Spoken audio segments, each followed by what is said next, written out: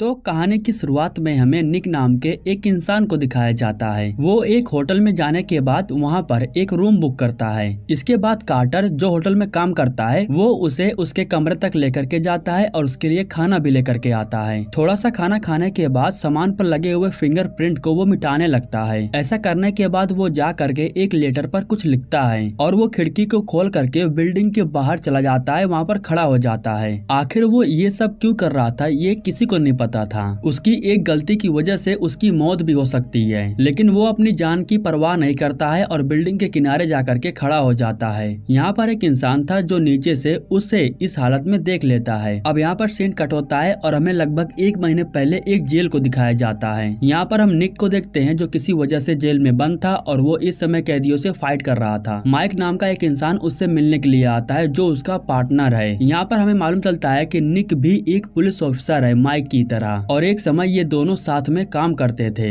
यहाँ पर माइक कहता है कि जो भी हुआ उन सब के लिए मैं तुमसे माफी मांगना चाहता हूँ। खैर इसके बाद हमें रात के समय में निक को दिखाया जाता है। उसके पास एक पुलिस ऑफिसर आता है और उससे कहता है कि तुम्हारे पिता की मौत हो गई है। इसके बाद निक अपने पिता के फ्यूनरल में जाता है। यहाँ पर हम निक के भाई जॉय और उसकी गर्लफ्रेंड एंजी को देखते हैं। खैर कुछ समय के बाद फ्यूनरल खत्म हो जाने के बाद सभी लोग अपने अपने घर चले जाते हैं। जिसके बाद निक का भाई जॉय निक से कहता है कि तुम बहुत ही बुरे हो, तुम जेल में हमेशा के लिए सड़ते रहोगे। यह कहने के बाद वो उसे मारने लगता है। इन दोनों के बीच में फाइट होने लगती है और पुलिस आकर के छुड़ाते हैं, लेकिन तभी मौके का फायदा उठा करके निक पुलिस की गन को छीन लेता है। इसके बाद वो पुलिस वालों से कहता है कि मुझे चाबी दो वरना मैं तुम लोगों को शूट कर दूंगा। जिसके बाद जोए चाबी लेकर के आता है और उसके हथकड़ी को खोल देता है। इसके बाद वो दूसरे कार के टायर को पंचर करने के बाद एक कार में बैठ करके यहाँ से भागने लगता है। वो जा करके ट्रेन की पटरी को पार करने की कोशिश करता है, लेकिन उसका एक्सीडेंट हो जाता है। कुछ समय के बाद जब ट्रेन यहाँ से चली जाती है तो पुलिस वाले जा करके निक को ढूंढने लगते हैं, लेकिन वो इन लोगों को कार के अंदर नहीं मिलता है क्योंकि वो वहाँ से भाग चुका था और भाग करके वो अपने पुराने गोडाउन पर आता है। इस गोडाउन के अंदर उसने अपने सारे सामान को रखा था। अपने सामान को लेने के बाद वो यहाँ से निकल जाता है। अब यहाँ पर हमें मालूम चलता है कि निक बिल्डिंग के किनारे खड़े होकर के इन सभी बातों को सोच रहा था। दरअसल ये सारा घटना एक दिन पहले हुआ था और दूसरे दिन वो यहाँ पर आ चुका है सुसाइड करने के लिए। अब निक को बचाने के लिए यहाँ पर ढेर सारी पुलिस आ जाती है और इसी के साथ बहुत सारे लोग आकर के इकट्ठा हो जाते हैं। निक से बात करने के लिए जैक नाम का एक डिटेक्टिव आता है जो निक से कहता है कि तुम अंदर आ जाओ, हम तुम्हारे सारे डिमांड को पूरी करेंगे। लेकिन निक अंदर आने के लिए बिल्कुल भी तैयार नहीं हो रहा था। इसके बाद कैप्टन मार्कस को बुलाया जाता है इस प्रॉब्लम को सोल्व करने के लिए। पूरी जनता खड़े होकर के निक की फोटो खींच रही थी और उसे कूदने के लिए बोल रही थी। जैक दोबारा से निक के पास आता है और उसे कहता है कि नीचे जो भी लोग खड़े हैं उन लोगों को तुमसे कोई मतलब नहीं है। अब कुछ समय के बाद मार्कस भी कमरे के अंदर आ जाता है और ये लोग कमरे में आकर के निक के द्वारा लिखे हुए लेटर को पढ़ते हैं। उसने लिखा था कि वो जैसे ही दुनिया में आया था वैसे ही दुनिया को छोड़ करके जाएगा बेकसूर। इसके बाद जैक जा करके लिंडा नाम के एक अफसर के पास कॉल करता है क्योंकि निक को सिर्फ लिंडा से ही बात करनी थी, उसे लिंडा के ऊपर ही विश्वास था। कुछ समय के बाद निक से बात करने के लिए लिंडा खुद यहाँ पर आ जाती है। वो ऊपर कमरे में खिड़की के पास जाती है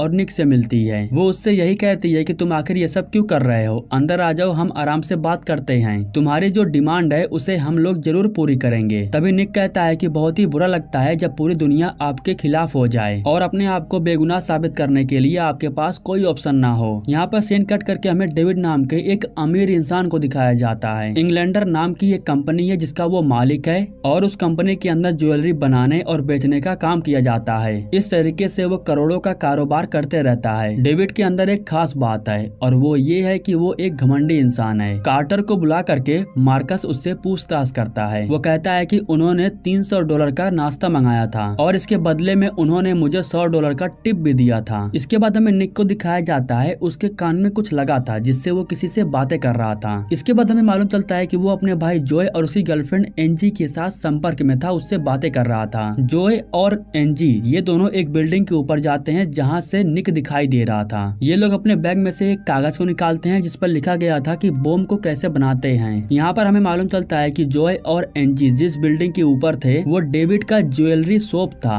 और इसी शॉप का नाम इंग्लैंडर था। जॉय बम की मदद से ऊपर की छत तोड़ करके अंदर घुसने की कोशिश करता है। निक जैसे ही नीचे की ओर गिरने की कोशिश करता है तो पूरी जनता चिल्लाने लगती है और इसी शोर का फायदा उठा करके जॉय बम को फोड़ देता है, जिसकी वजह से आसपास के लोगों को पता नहीं चलता है कि हाल फिलहाल ख्याल में यहाँ पर एक बम फटा है। इसके बाद जॉय और एंजी बिल्डिंग के अंदर चले जाते हैं। इधर लिंडा निक को पीने के लिए एक सिगरेट देती है ताकि उसका मूड फ्रेश हो सके। इस बहाने से वो निक के फिंगरप्रिंट को लेना चाहती थी ताकि वो निक के बारे में पता लगा सके। इस तरीके से वो फिंगरप्रिंट लेने में कामयाब तो हो जाती है, लेकिन उसे नहीं पता है कि निक ने जानबूझ करके अपना फिंगरप्रिंट उसे दिया है। खैर अब इधर जॉय एंजी को लेकर के लिफ्ट के जरिए बिल्डिंग के अंदर आ जाता है और अंदर आने के बाद आगे के कमरे में जाने के लिए ये लोग एक खास प्रकार के सामान का इस्तेमाल करते हैं जो इन्हें कैमरे में आने से बचा सकता है। इस तरीके से जॉय सामने वाले कैमरे के पास जाता है और उस कैमरे के सामने जो कमरा था उसकी एक फोटो क्लिक करने के बाद उस फोटो को लेने के बाद वो कैमरे के सामने चिपका देता है और इस तरीके से सिक्योरिटी को कुछ भी पता नहीं चल पाता है। अब कुछ समय बीत जाने के बाद निक के फिंगरप्रिंट का रिजल्ट आ चुका था और फिंगरप्रिंट की मदद से इन लोगों को निक के बारे में मालूम चल जाता है। दरअसल निक का पूरा नाम निक कैसिडी था, जो कि एक पुलिस ऑफिसर है और उसी ने ही इंग्लैंडर के $40 मिलियन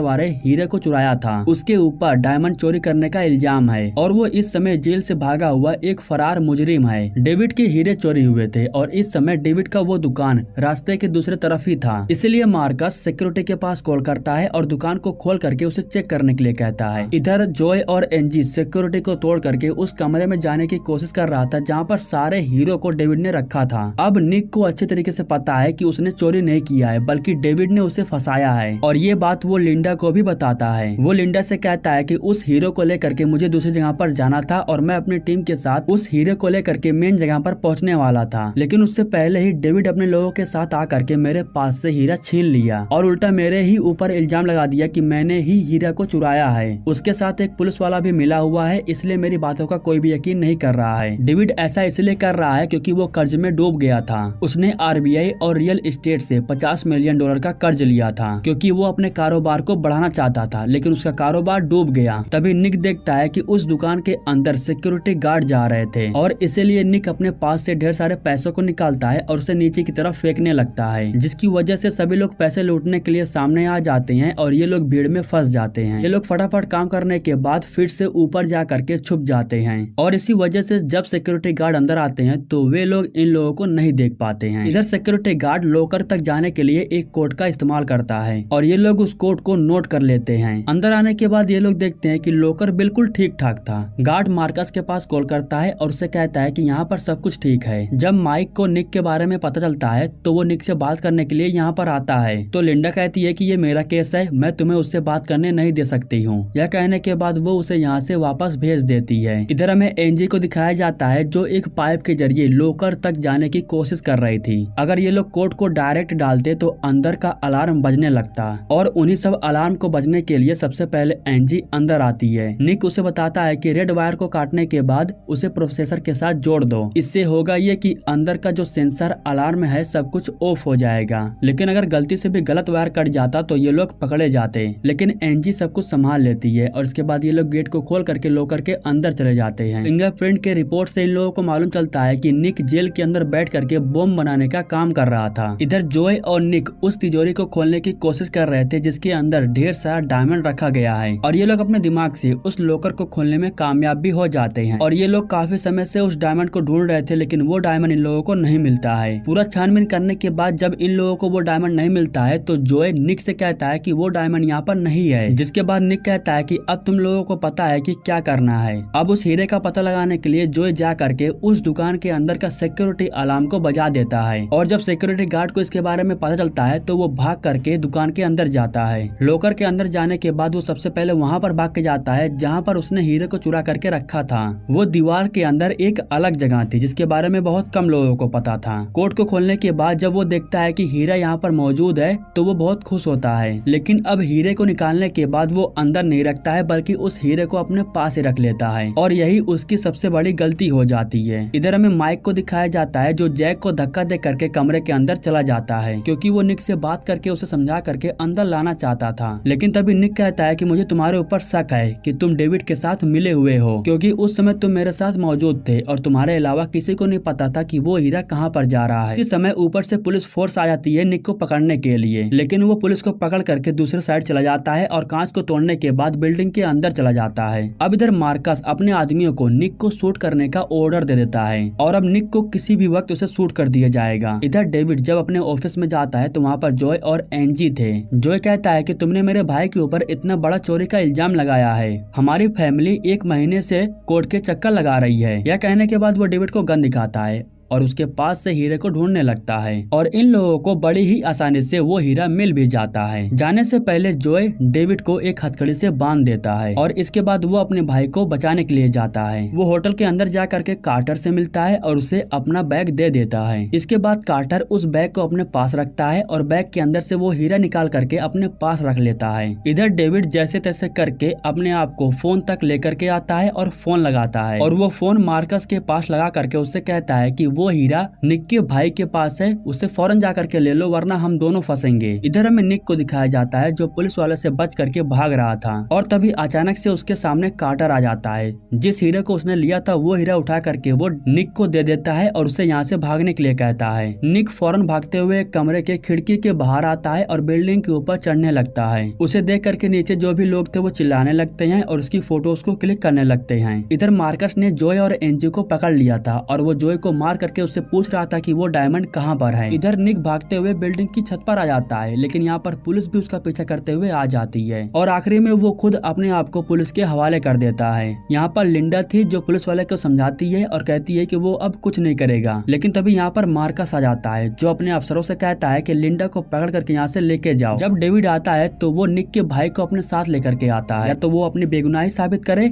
या डायमंड को दे करके अपने भाई को बचा ले। और वो अपने भाई को बचाने के लिए डायमंड उठा करके इन लोगों को दे देता है। हालांकि डेविड को डायमंड मिल जाता है लेकिन इसके बावजूद भी वो मार्कस से कहता है कि निक को जान से मार दो, ये बचना नहीं चाहिए। तभी मार्कस निक से कहता है कि यहाँ से जंप लगाओ वरना मैं तुम्हारे भाई को फेंक दूंगा। ठीक उसी समय यहाँ पर माइक आ जाता है जो मार्कस को शूट कर देता है। तभी जॉय अपने भाई को बताता है कि डेविड डायमंड लेकर के यहाँ से निकल जा रहा है। इसके बाद निक कुछ सोचता नहीं है, वो जाकर के जंप लगाता है और नीचे जो सामान बिछाया गया था उस पर जाकर के गिरता है, जिसकी वजह से वो बच जाता है और अब वो डेविड को पकड़ने की कोशिश करता है। लेकिन तभी यहाँ पर जो पुलिस थी वो आ करके निक को पकड़ने लगती है और उसी समय निक पॉकेट के अंदर हाथ डाल करके उस हीरे को निकाल लेता है। इसके बाद वो सभी लोगों को दिखाता है कि यही वो हीरा है जिसका चोरी का इल्जाम उसके ऊपर लगाया गया है। अब इस तरीके से वो अपनी बेगुनाही साबित कर लेता है और उसे जेल से आजाद कर दिया जाता है और एक बार फिर से उसे पुलिस ऑफिसर बनने का मौका दिया जाता है। इसके बाद वो अपने सारे दोस्तों के पास जाता है जहाँ पर सभी लोग निक को बधाई दे रहे थे। यहाँ पर निक कार्टर से मिलता है और फाइनली हमें मालूम चलता है कि कार्टर ही निक के पिता हैं। वो अपने बेटे को बचाने के लिए मरने का प्लान बनाते हैं और एक बार फिर से समाज में जो उसकी इज्जत थी वो उसे वापस मिल जाती है। ये लोग एंजॉय करते हैं और इसी के साथ ये कहानी यहीं पर समाप्त हो जाती है। दोस्तों हमारे YouTube चैनल को सब्सक्राइब करने के लिए आप लोगों को दिल से शुक्रिया।